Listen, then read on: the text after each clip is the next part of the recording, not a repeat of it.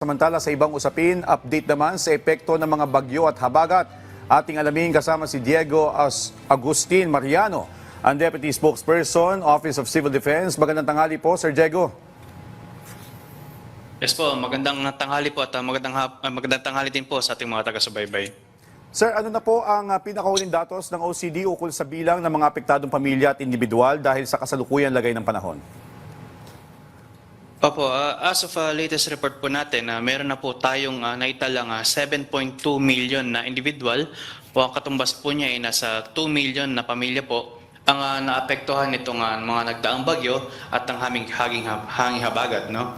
At sa numero pong iyan, 119,000 na individual or 31,000 na pamilya po ang nasa loob po ng ating mga evacuation centers.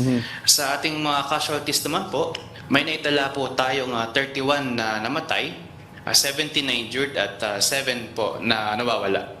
Alright. Sir Diego, aling mga rehiyon naman o lalawigan ang pinaka-apektado pa rin sa ngayon ayon sa inyong monitoring? At ano po sa mga ito o saan po sa mga ito ang lubog pa rin sa baha? Kung titingnan po natin is yung numero po ng ating affected population, ang pinaka-naapektuhan po natin is Region 3 na kung saan meron po tayong 2.6 million na individual or 768,000 na katao po o na pamilya ang naapektuhan po, no?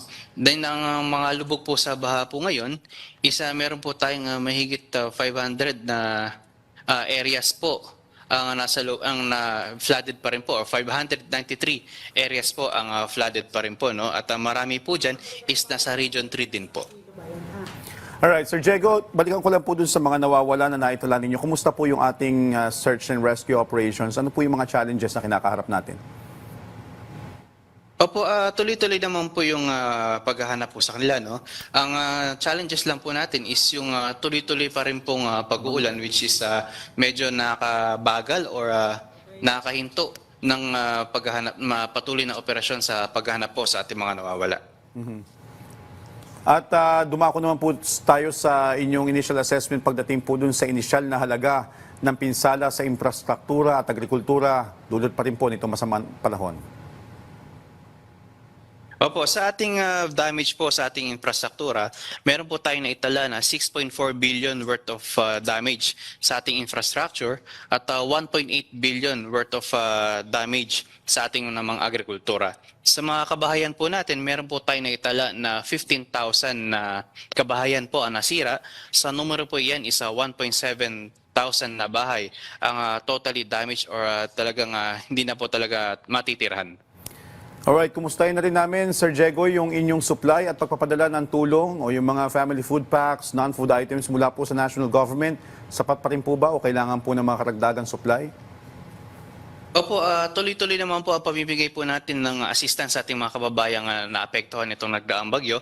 Sa katunayan nga po, meron na po tayong 515 million worth of assistance na naipamahagi po sa ating mga kababayan. Yan po ay sama-sama na pong datos mula po sa LGUs, sa DSWD at sa Office of Civil Defense at sa mga ahensya pa pong nagbibigay ng assistance sa ating mga kababayan.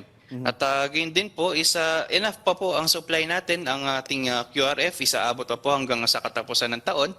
At ang yung mga supplies ng ating mga family packs ay patuloy po ang ating pagre-restock.